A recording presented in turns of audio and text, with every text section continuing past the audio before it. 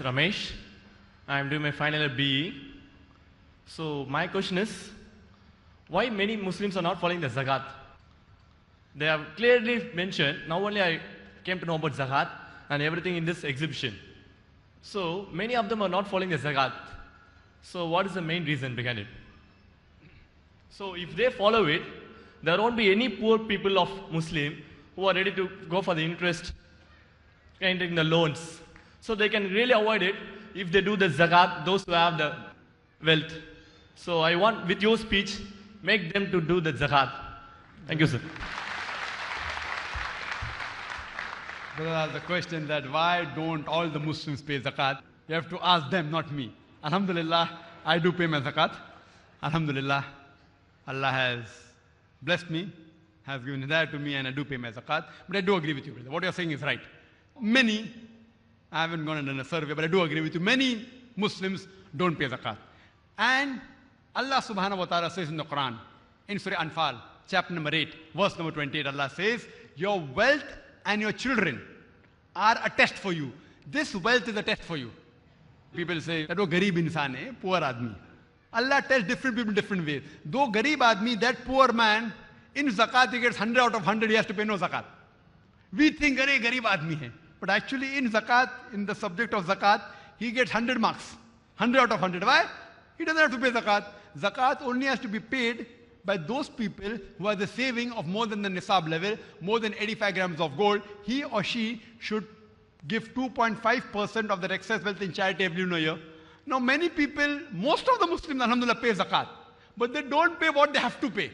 They may say, I've got so much wealth. This doesn't come in the category of paying zakat. So they avoid that. They give zakat. According to me, majority, almost all give zakat, but not how much they should give. Many give, alhamdulillah, 100%. Some give more. Some give 75% of what they should give. Some give 50%. Whatever is excess, you should give 2.5% on that. For example, you have one house is allowed. If you have 3-4 houses, all the other houses you should give zakat. If it's not being used. You know, people have 5-6 flats, one in Bombay, one in Chennai, one in Bangalore, and you only live one house. So all excess that you have to pay zakat. So people, they try and go for fatwa hunting. You know, fatwa hunting, you go on the internet, fatwa hunting.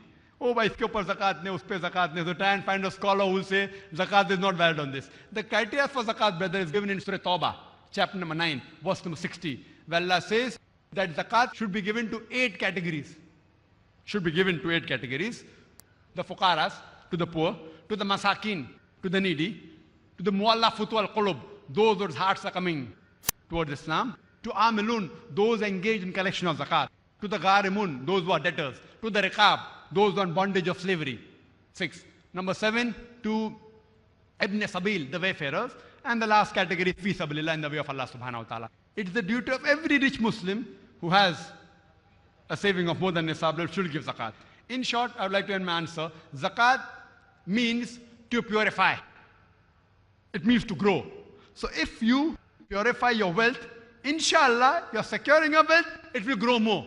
So those people who want even more wealth, the more you give zakat, Allah will secure it. Like how you do insurance, you know insurance. There's insuring with Allah subhanahu wa ta'ala. And Allah says in Surah Tawbah, chapter number 9, verse number 34, 35, that warn to them those